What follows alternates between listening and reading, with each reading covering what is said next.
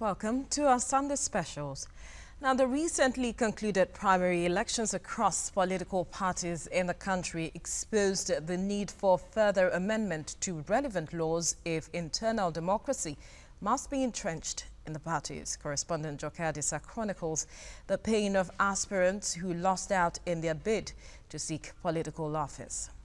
How can we expect people to believe we are going to organize a free, fair and credible election? The pain, anger and frustration felt by these members of Nigeria's leading political parties sum up the ordeal suffered by a lot of politicians during the recently concluded party primaries to pick candidates for the 2019 general election. More than 200 of the 360 legislators failed to secure return tickets from their political parties. The affected lawmakers are now crying foul and insist they were shortchanged during the primaries. They decry absence of internal party democracy and crave for an investigation into alleged violations of the Electoral Act by political parties and the Independent National Electoral Commission. What is their sin? Their sin is that they refuse the governor to obtain a loan, in which part of the loan he will use it in building trailer garage. We adopted delegate system.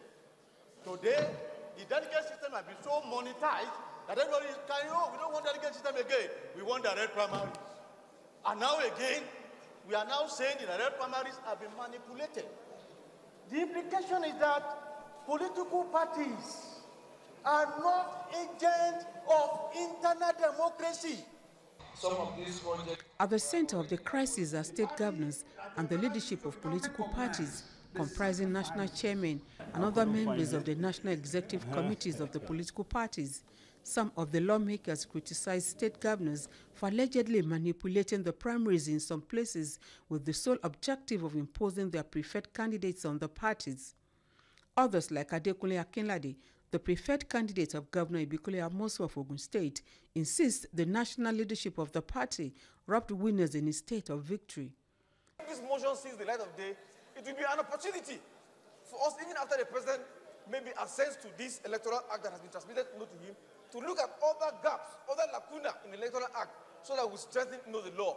Because this issue of saying what the governors want will determine who gets to either parliament or who becomes governor or take any other position, it cannot be. With the help of God, support of our people, I emerged, by God's grace, the winner of that primaries. The whole state was in jubilation. Congratulatory messages all over the country. Surprisingly, Mr. Speaker, a day after we heard that the NWC committee that was sent to my state to supervise the election in my state went to a neighboring state in an hotel, wrote a result and announced somebody. The sordid development has resulted in defections by aggrieved party members protesting their perceived maltreatment. One of them is Muhammad Zuba from Kaduna State. He dumped the All Progressives Congress, but is yet to pitch his tent with any rival political party. The idea of belonging to a political party is essentially to help build a virile democratic culture in such a manner that people will have the right to elect their leaders. But a situation whereby the APC has turned dictatorial, a political party that cannot guarantee internal democracy, I do not think I have anything more to do in APC as a political party. In Imo, Rivers and Zamfara states, the dust raised in the aftermath of the APC primaries is yet to settle. What followed are litigations and counter-litigations, creating a stalemate. APC is not alone. In Oyo State, there is a battle for the soul of the African Democratic Congress, ADC. Party bigwigs have gone for each other's jugular in a bid to emerge victorious in the battle of who flies the party's ticket at the governorship election. 12 of the aspirants had risen against the emergence of the party's choice, Olufemi Lanlẹ́yìn, throwing the party into crisis in the state. It is left to the stakeholders in the party to decide what they want to call consensus. But still we said, okay, this is what we have said. We have our own recommendation based on popular demand. Go to your state and do your own findings. Section 87 of the Electoral Act 2010 as amended gives requirement for nomination of candidates by parties. Subsection 1 says a political party seeking to nominate candidates for elections under this act shall hold primaries for aspirants in non-elective positions. Subsection 7 states clearly that a political party that adopts the system of indirect primaries for the choice of its candidates shall clearly outline in its constitution and rules the procedure for the democratic election of delegates to vote at the convention, congress, or meeting, in addition to delegates already prescribed in the constitution of the party. But how well do political parties adhere to this provision of the law? The political parties admit internal democracy is crucial to strengthening the nation's political process and profess solutions to what they view as the flagrant abuse of the rule of law in bringing up candidates for elections. If you go to some states, when you have a ruling governor in that state, if your party has a ruling governor in that state and maybe 17 people are contesting for the primaries of that party, the governor already have an interest who he wants to take over for him. So for that reason, the other 16 people, we have so much problem that they cannot be able to beat one person. But internet democracy must be entrenched in our democracy so that everybody will have a say. So that if I contest, it is me who will put his name, not another person. I think that law should be corrected.